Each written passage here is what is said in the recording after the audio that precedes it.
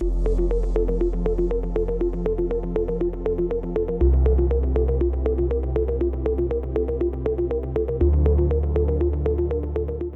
friends.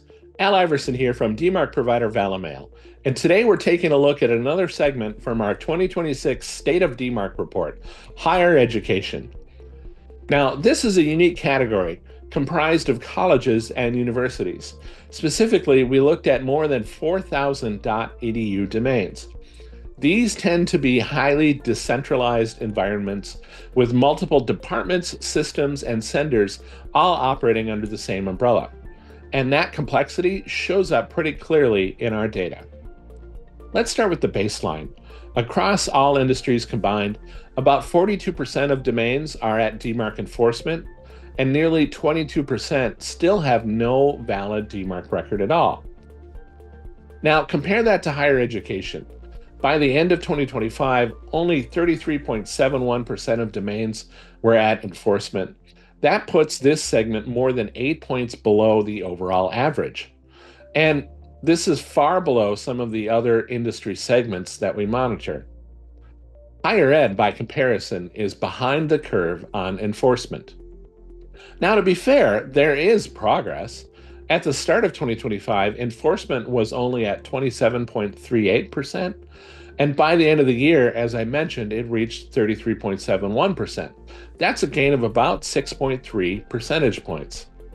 So things are moving in the right direction, but higher education is still split between monitoring and enforcement. Here's what I mean. At the end of the year, 33.71%, about a third of domains we monitor are at enforcement. Then 34.16%, just over another third, have reporting but are not at enforcement, meaning no P equals reject or P equals quarantine DMARC policy. So that's almost a one-to-one split among 2/3 of the domains we looked at. Looking at the rest of the data, we see that 10.33% of domains are still at P equals none with no reporting at all, and 21%, almost 22%, have an invalid or missing DMARC record. So overall, that about 78% of the domains have some form of DMARC, but only about a third of these institutions overall are actually protecting their domains against phishing and spoofing. Higher ed is a tricky environment. It's filled with very smart people in IT and security, but they can be stretched thin and sometimes have limited budgets, meaning that they're getting pulled in 6 different directions at once and don't necessarily have the money to outsource everything that they'd like to.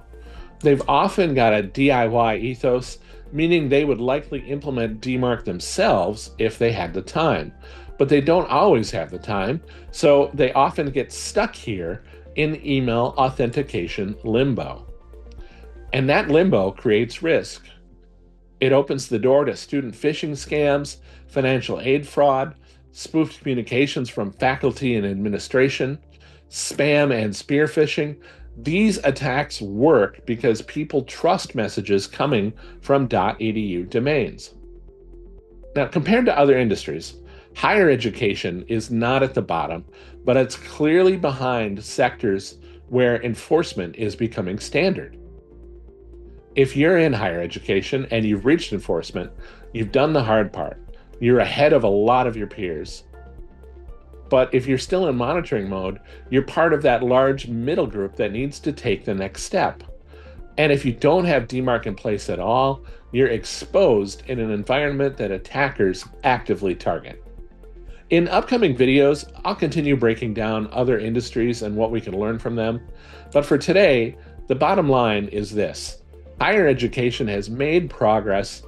Now it needs to convert that progress into protection.